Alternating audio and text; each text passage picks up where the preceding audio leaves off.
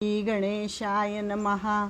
वक्रतुंड महाकाय सूर्यकोटि समप्रभ निर्विघ्नं कुरु मे देव सर्वकार्येषु सर्वदा।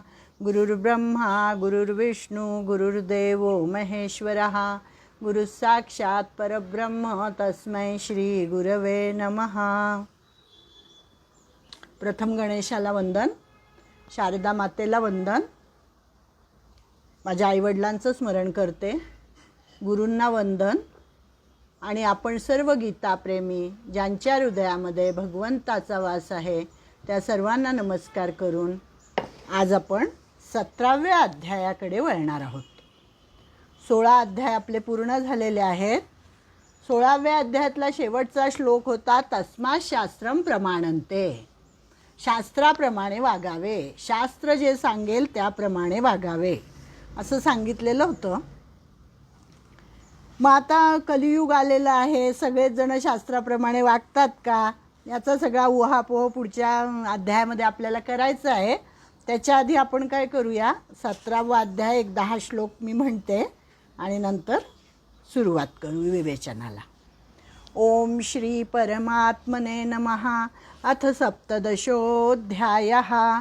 अर्जुन उवाच ये शास्त्रविधिमुत्सृज्य यजन्ते श्रद्धयान्विताः तेषां निष्ठा तु का कृष्ण सत्त्वमाहोरजस्तमः।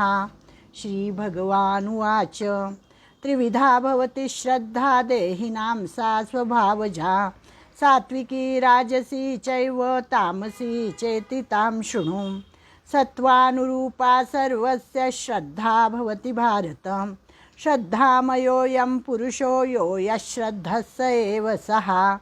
यजन्ते सात्विका देवान् यक्षरक्षांसि राजसाः प्रेतान् भूतगणाश्चान्ये यजन्ते तामसा जनाः।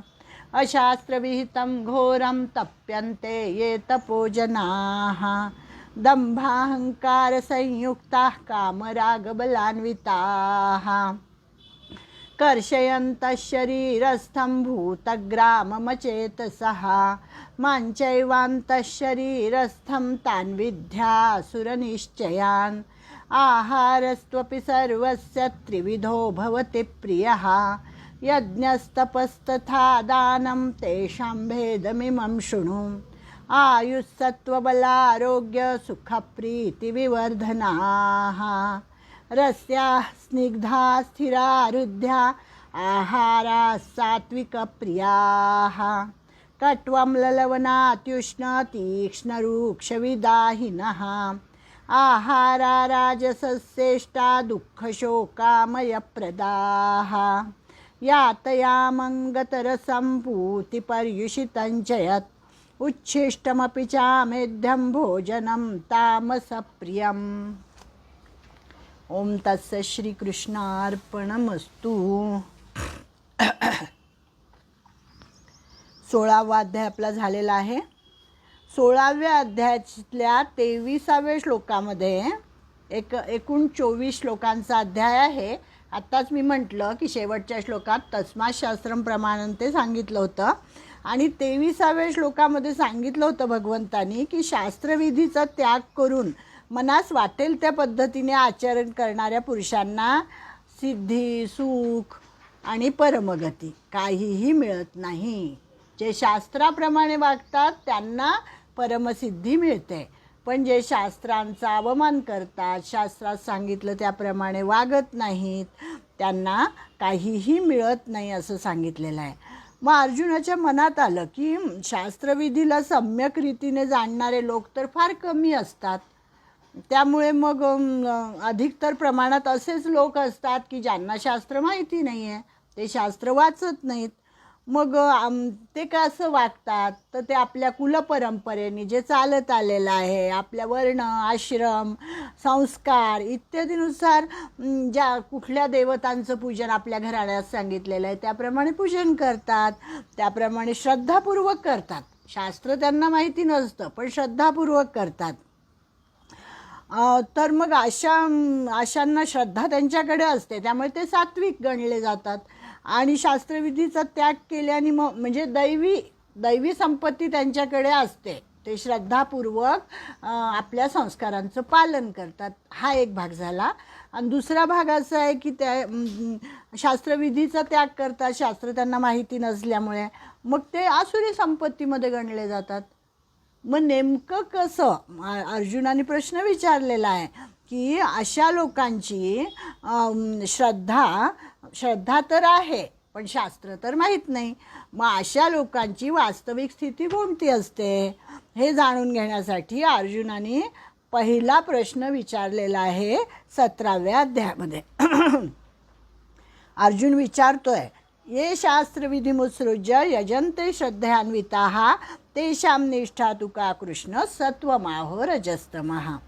की हे कृष्णा, जी माणसे शास्त्रविधीचा त्याग करतात परंतु श्रद्धापूर्वक देवतांचं पूजन करतात, तर मग अशा लोकांची निष्ठा कोणती असते?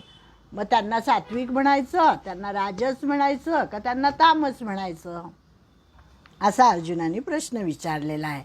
आणि त्यांनी इथे आपल्याला सांगितलं आहे की भगवद्गीतेमध्ये भगवान श्रीकृष्णाचा आणि अर्जुनाचा संवाद हा संपूर्ण जीवांच्या कल्याणासाठी आहे. म्हणजे अर्जुन आपलंच प्रतिनिधित्व करणारा आहे आणि त्याला जे जे काय सांगितलेलं आहे ते आपल्यासाठीच भगवंतांनी सांगितलेलं आहे. द्वापार युग समाप्त झालेलं होतं महाभारतीय युद्ध होईपर्यंत, आणि त्याच्यानंतर कलियुग सुरू होणार होतं. तर मग त्या भावी कलियुगामध्ये जे जीव असतील, जे लोक असतील, जे भूतमात्र असतील, त्यांच्याकडे दृष्टी ठेवून अर्जुनाने हा प्रश्न विचारलेला आहे. की ते म्हणतात की त्या कलियुगामध्ये भाव तर चांगला आहे त्या लोकांचा, श्रद्धाही आहे त्यांच्याकडे, भक्तीही आहे, पण ते शास्त्रविधी जाणत नाहीत आणि त्यांना माहितीच नाही, कधी वाचनच केलं नाही आहे. मग त्यांना गती कुठली मिळते? आणि पुढे पुढे आता कलियुगामध्ये शास्त्रज्ञानाची कमी होणार आहे हे माहितीच होतं की शास्त्र एवढी वाचली जाणार नाही आहेत, सत्संग मिळणार नाही आहे लोकांना, कारण सगळीकडे ते आपण जे म्हटलं ना की दंभो दर्पोभिमानश्च क्रोध पारुष्यमेवच, याचा सगळीकडे धुमाकूळ घातलेला कलियुगात दिसतो. तेच त्यांना कल्पना आलेली होती. आणि पूर्वीच्या युगातही म्हणजे द्वापार युगापासूनच सुरुवात झालेली होती या सगळ्या गोष्टींना. महाभारतामध्ये जे कौरव पांडवांचं युद्ध झालं ते काय, द्वेष मनामध्ये भरलेला होता. त्याच्या आधी बघा त्रेतायुगामध्ये काय झालं होतं, राम आणि लक्ष्मण भरत सावत्र भाऊ होते, पण केवढं प्रेम होतं त्यांच्यामध्ये. मग ते त्रेतायुग बदललं, द्वापारयुग आलं. मग द्वापारयुगामध्ये यादवी झालेली आहे, कौरव पांडवांचा वैर झालेला आहे. म्हणजे हळूहळू कलियुगाकडे माणूस जायला लागला आणि मग त्याला सत्संगही मिळणार नाही कलियुगामध्ये हे त्यांना माहीत होतं.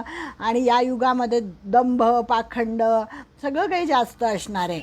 आणि मग हे दंभी लोक, हे पाखंडी लोक संत म्हणून मिरवणार आहेत. आजकाल आपण पाहतो केवढं प्रकरण गाजतं आहे पाखंडी लोकांचं.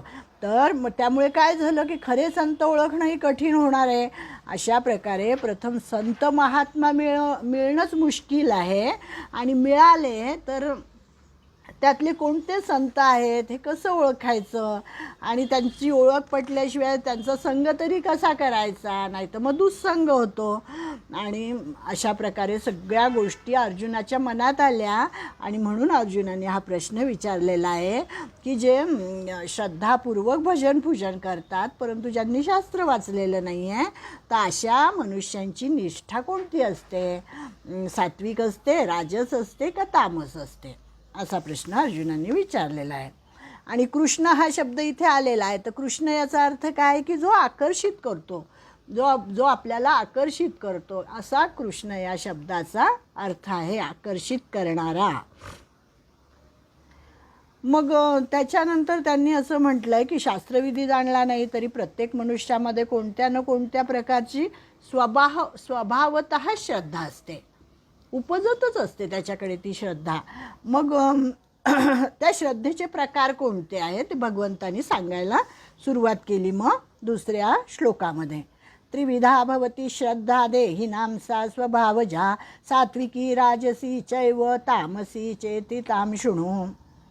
श्री भगवान म्हणाले की मनुष्याची ती स्वभावापासून उत्पन्न झालेली श्रद्धा 3 प्रकारची असते. सात्विक असते, राजस असते आणि तामस असते. अशा प्रकारचे 3 प्रकार आता तू माझ्याकडून ऐक असं म्हणून त्यांनी सांगायला सुरुवात केलेली आहे. मग निष्ठा आणि श्रद्धा याच्यामध्ये थोडासा फरक कसा त्यांनी सांगितला आहे की निष्ठा जाणून घेण्यासाठी हा प्रश्न विचारलेला आहे. मग आधी श्रद्धा कळली पाहिजे, मग त्या श्रद्धेच्या अनुषंगानेच निष्ठा तयार होते असं त्यांनी सांगितलं. एखाद्या गोष्टीवर जर आपली श्रद्धा असली तर मग ती जेव्हा पक्की होते तेव्हा त्याला निष्ठा असं म्हणतात. आणि श्रद्धा ह्या 3 प्रकारच्या असतात. संगजा म्हणजे संगामुळे निर्माण झालेली, शास्त्रजा म्हणजे शास्त्र वाचून निर्माण झालेली, आणि स्वभावजा म्हणजे स्वभावापासून उत्पन्न झालेली, अशाही 3 प्रकारच्या श्रद्धा असतात. आणि मग त्याच्यामध्ये आणखी भाग म्हणजे काय की त्या स्वभावजा श्रद्धेमध्ये जी स्वभावापासून उत्पन्न झालेली आहे त्या श्रद्धेमध्ये 3 प्रकार, सात्विकी, राजसी आणि तामसी असं त्यांनी सांगितलेलं आहे. मग अशा प्रकारे श्रद्धेचे भेद सांगितले 3. मग आता 3ऱ्या श्लोकामध्ये काय म्हणतात भगवान, सत्वानुरूपा सर्वस्य श्रद्धा भवती भारत, श्रद्धामयोऽयं पुरुषो यो यश्रद्धस्स एव सहा. हे भारता, आता इथे अर्जुनाला भारत असं संबोधन केलेलं आहे. सर्व मनुष्यांची श्रद्धा त्याच्या अंतःकरणानुरूप असते. अंतःकरण जसं असतं तशी श्रद्धा असते.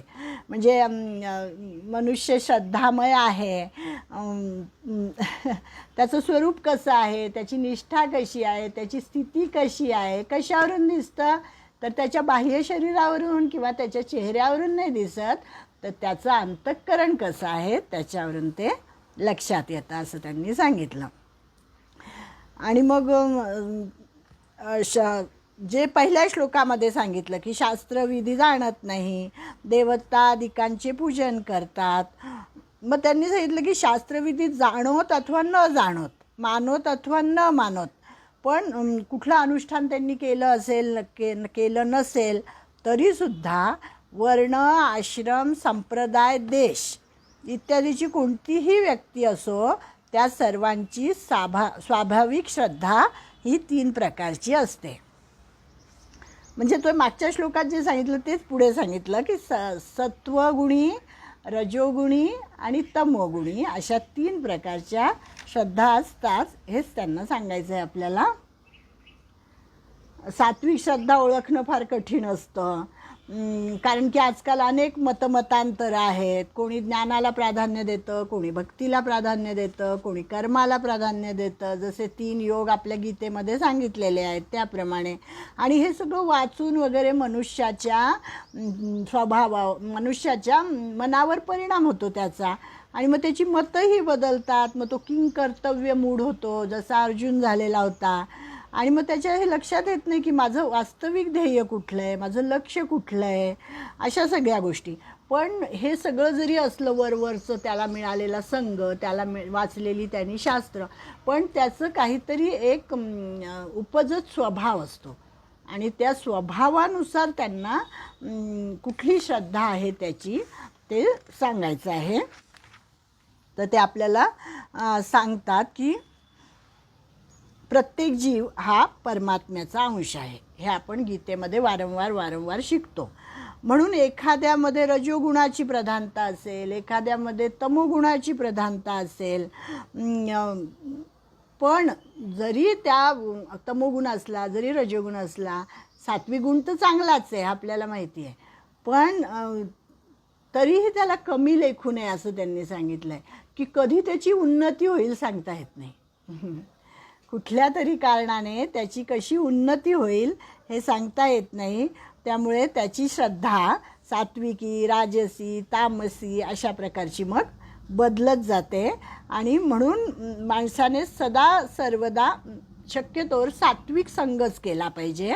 आणि मग त्या सात्विक संगामुळे काय होतं की त्याच्या आजूबाजूचं वातावरण, सगळं वायुमंडळ तसंच सात्विक बनत जातं. आणि मग राजस, तामस श्रद्धा आपोआप कमी होतात आणि मग तो सात्विकतेकडे जातो. आणि सात्विकच्याही पुढे मग आपण 3 गुण पाहिले. निस्त्रैगुण्यो भव अर्जुन असं सांगितलेलं आहे भगवंतानी अर्जुनाला. म्हणजे 3 गुणांच्याही पलीकडे असा तो गुणातीत होतो. आणि मग म्हणजे सात्विक श्रद्धेच्याही पलीकडे एक निर्गुण आहे, निर्गुण त्याचा उल्लेख गीतेमध्ये आलेला नाही आहे, त्याचा उल्लेख भागवतामध्ये जास्त आहे. निर्गुणी भक्ती ज्ञानेश्वरीमध्ये पण आहे.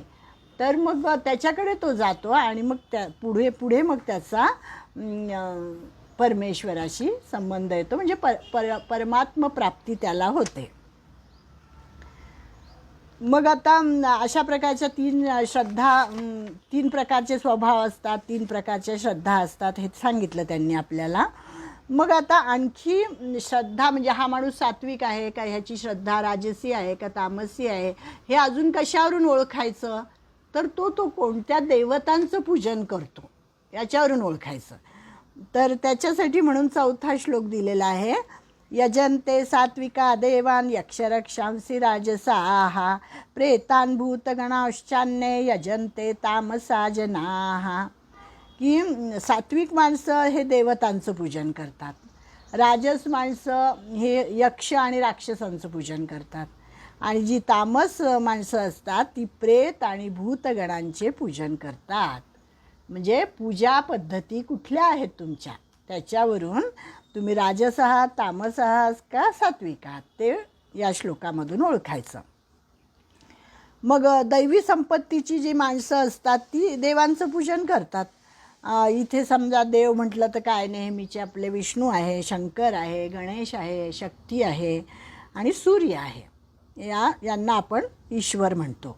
आणि 33 कोटी देव जे म्हटलं जातं नेहमी, ते 33 प्रकारचे देव असंही म्हटलं जातं.